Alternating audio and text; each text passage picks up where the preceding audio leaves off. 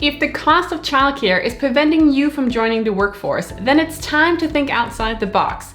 And today I'm going to show you 7 different jobs that you can do from home without spending a single dollar on childcare.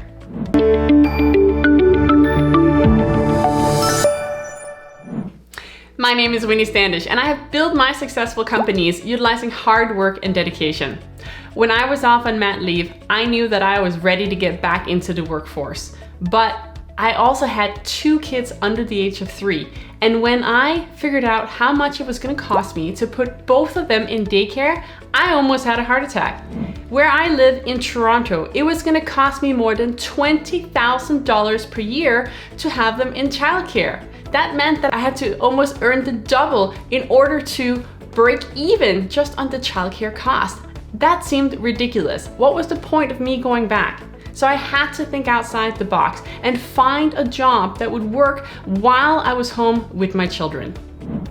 So today we're going to explore 7 different jobs that you can do without paying a single dollar on childcare.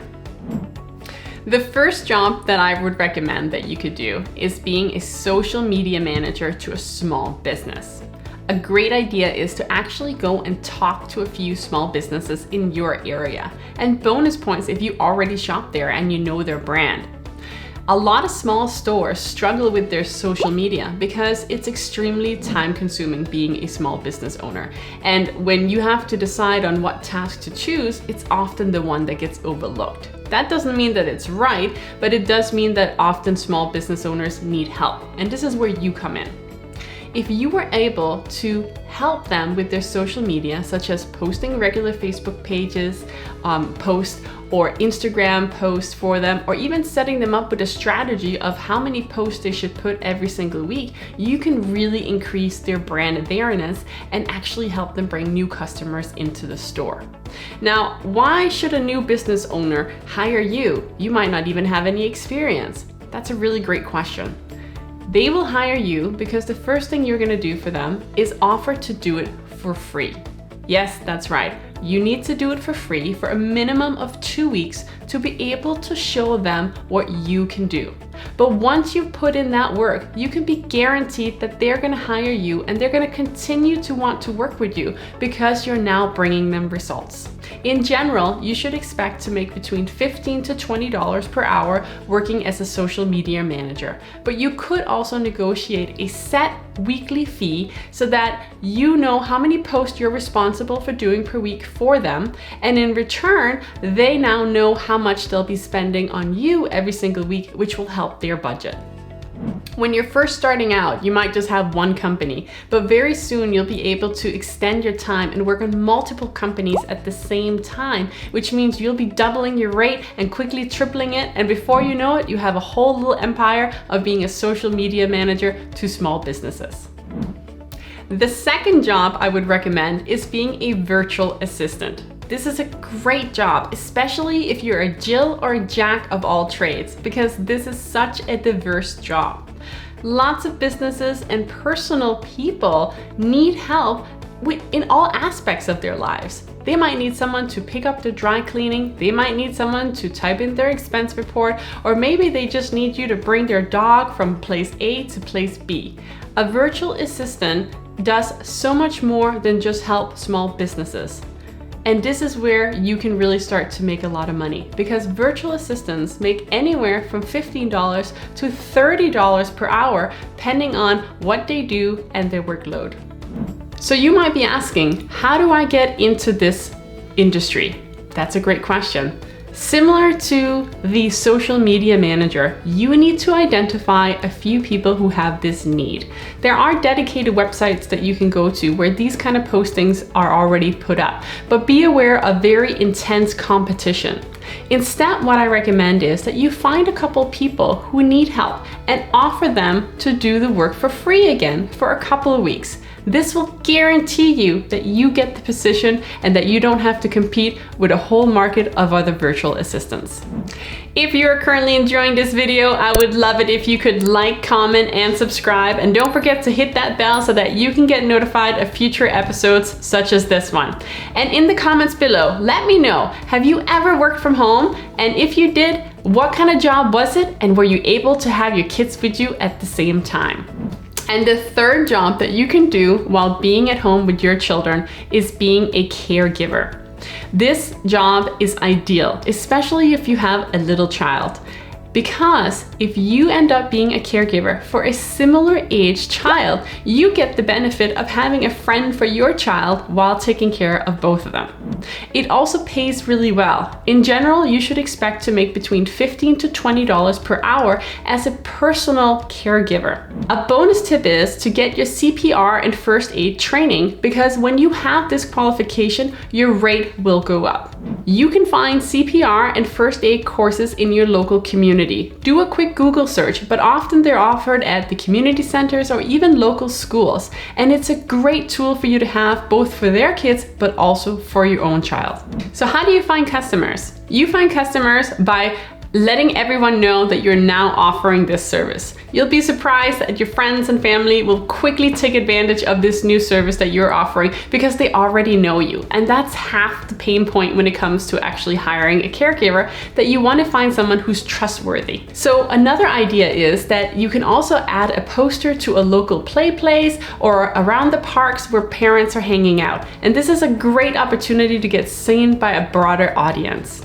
So you might be concerned about when you're going to find time to not only manage your own child, but also someone else's child. So you want to make sure that you've set yourself up with a time budget. I've done a great video on this subject. You can check it out right here, and it's going to really give you the tool you need to dedicate your time accordingly. Number 4, grocery shopper. Yes, that's right. You can get paid to shop for groceries. There are now companies offering 1-hour grocery delivery. But did you know that they hire people such as yourself and myself to go out and actually do this job? It's ideal if you have access to a car, because that's when you can make the most money. In general, you should expect to make between $10 to $15 per hour, and this is a very versatile job because you can set your own hours. You can work 1 hour a day, you can work 5 hours a day, or you can work 10 hours a day. You set up your own schedule and you submit it, and then you get paid. Number 5, continue your own career while at home. What do I mean by that? Well, this one is a little bit trickier, and it does require that you think outside the box. But if you are a hairdresser or even an electrician, or maybe you're a massage therapist, just because you have kids, it doesn't mean that you should stop what you're doing. It just means that you have to manage your time a lot better so that you no longer have to pay for childcare. One idea is to offer your services at night or on the weekends when your partner or spouse can be home with the kids, so that you avoid paying for childcare costs. An added benefit to that is that your clients will appreciate that you can come when they're at home. And the second idea is that if this is not an option for you to have a spouse or partner, you could do the same thing, but find a friend in a similar situation with a child that also needs care, and do what we call a childcare trade-off. This means that, let's say on Mondays, you take their child for the full day, giving them a break for the whole day or the opportunity to do some work. And then on the Tuesday, it's your turn, which means you can have a full day of working without paying for childcare costs. And the sixth company that you can do from home while having small children is being a multi-level marketing representative. There are many companies out there that will allow you to work from home while on your own schedule. Sometimes there is a larger upfront cost to get started, but if you support the brand and if you are passionate about it, this could be a great way for you to make an income. I do recommend these type of jobs if you're very good at networking, because often it does require that you get yourself in front of as many people as possible. But another great idea is just to set yourself up with some really good marketing tools. And if you don't have these tools, I've made a great video on this subject that I invite you to check out, which will ensure that you get off to the very best start.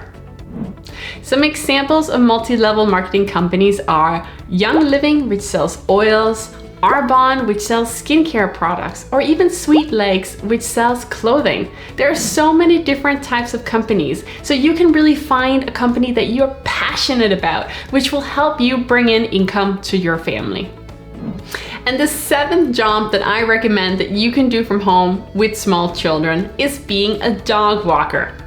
Obviously, this requires that you have a passion for dogs, but this is a great job again because you can set your own schedule and you can decide how many walks you want to do every single day. But if you have a little one in a stroller, why not level the opportunity and get out and actually get some exercise while making some money? On average, you should expect to make about $10 to $15 per half an hour walk. A great way to find customers is by simply putting up posts in your local neighborhood. Make a little nice poster that you can add to different billboards or posters in your area, or even go online and ask your friends and family if they have a dog that they want to have walked. Now that we've covered 7 jobs that you can do from home, it's time for you to do your own research and find out what job is the perfect one from you. But here's a word of caution. If a job sounds too good to be true, it probably is. I fell into the trap of doing a transcribing job when I was off on mat leave. They promised $1 to $3 per transcribed minute. But guess what? It took me 45 minutes to transcribe 1 minute.